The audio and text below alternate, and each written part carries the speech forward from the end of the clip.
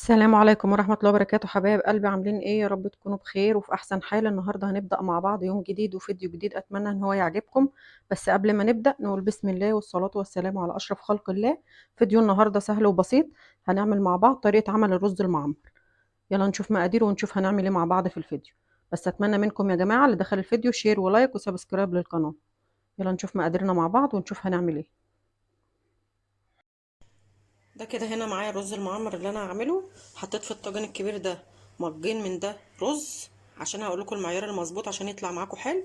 وفي الطاجن الاصغر منه شويه حطيت مج رز من ده.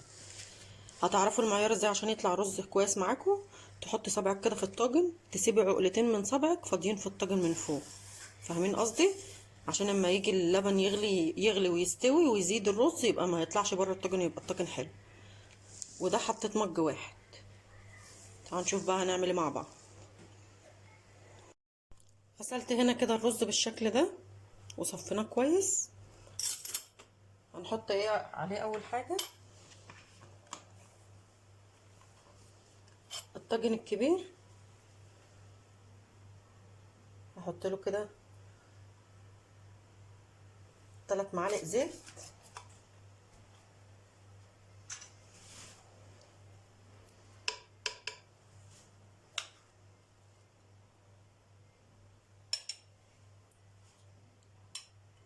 احط مكعب زبده،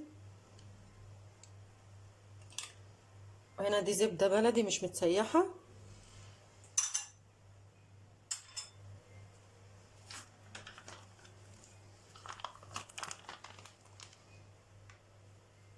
ودي سمنه. الزيت فايدته ايه بقى؟ بيخلي الرز كده حلو ومفلفل وفيه لمعه.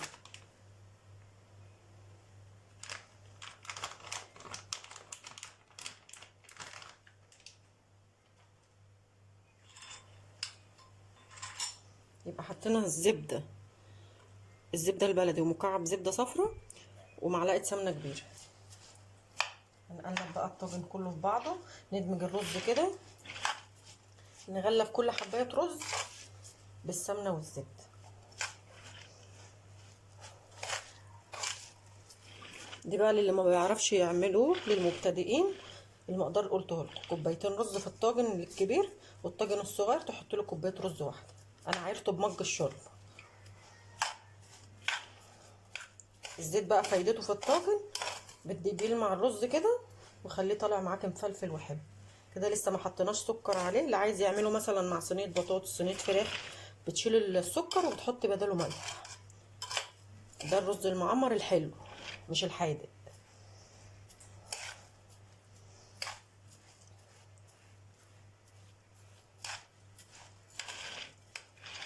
هنحط له قد ايه لبن؟ هنحط له مجين لبن باللي احنا عايرنا بيه الرز، وحوالي نص المج ميه. اللي عايز يضيف لبن ومش عايز يضيف ميه ما يضيفش، بس الميه مع اللبن بتخليه حلو.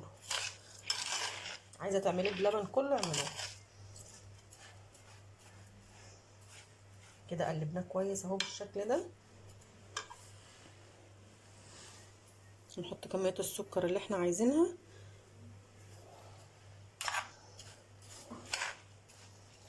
اللي عايز يعمله حادق زي ما قلت يشيل السكر ويحط بداله ملح، واللي عايز برضو يسويه في الصينيه الالومنيا عادي يسووه.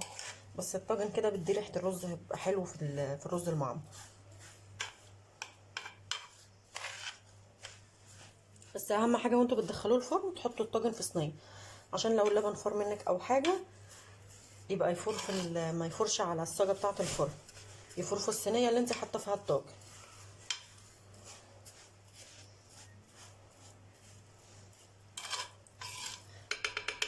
هنعمل بقى التاني بالشكل ده.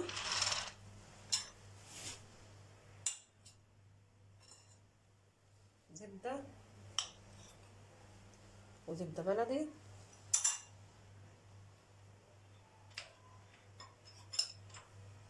وسمنه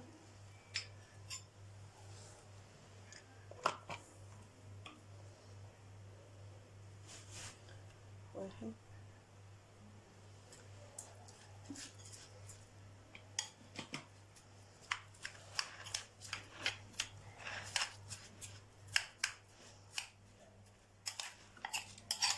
لو عايزين بقى تعملوا طواجن صغيره بتحط نص المج رز في الطاجن الصغير.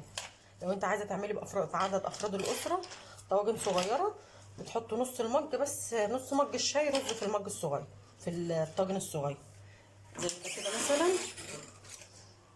زي الطواجن دي هي اللي هي طواجن الفرد، تحط نص مج شاي رز في الطاجن عشان يبقى السوا بتاعه مظبوط معاك.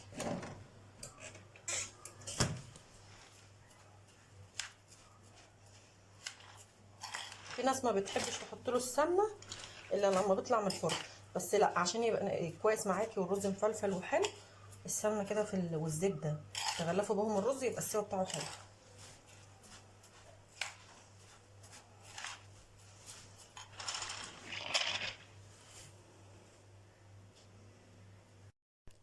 هنا ده كده اول مج لبن بالشكل ده.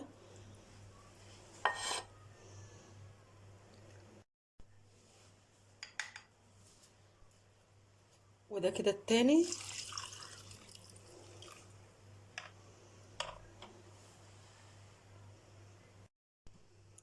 بصوا دي الميه لحد هنا بالظبط، يعني اقل من نص كمان اقل من نص المج.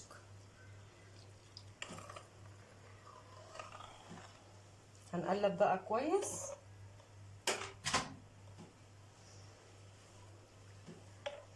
كده خد كوبايتين رز، كوبايتين لبن، نص كوبايه ميه، والزبده خد زبده وسمنه وثلاث معالق زيت، والسكر بقى حسب التحليه اللي انتوا عايزينها. عايزين تعملوه معمر حادق شيلوا السكر وحطوا بداله ملح. وهقول لكم برضو انتوا تعملوا وش ازاي ليه، نعمل وش ازاي للمعمر حلو قبل وهو في الفرن. بنولع الشوايه، هنا الوش يحمر نطفي الشوايه، احنا مولعين تحت وفوق في الفرن.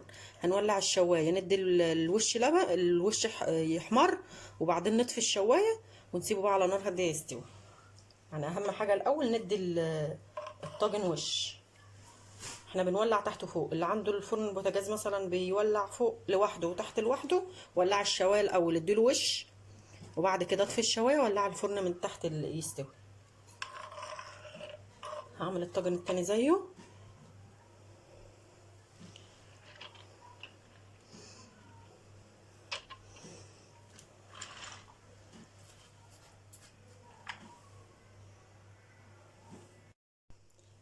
هنا بقى حطيت المج الرز، حطيت له مج لبن وربع المج ميه.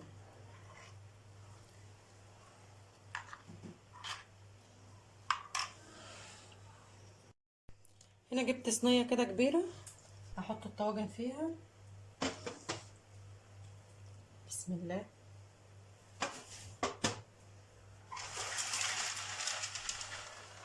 اهي دي فايدتها ايه، عشان لما يجي اللبن يغلي لو وقعها اي حاجه يوقعها في الصينيه مش على سقط الفرن.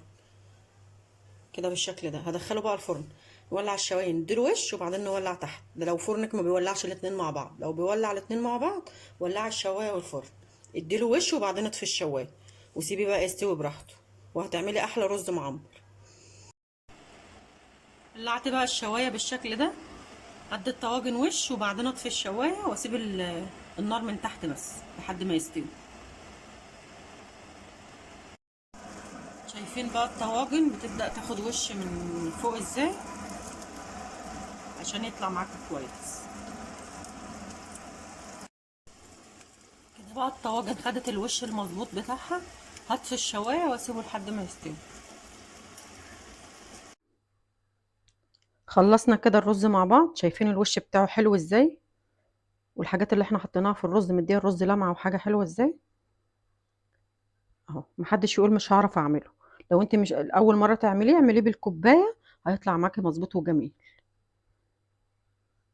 اهو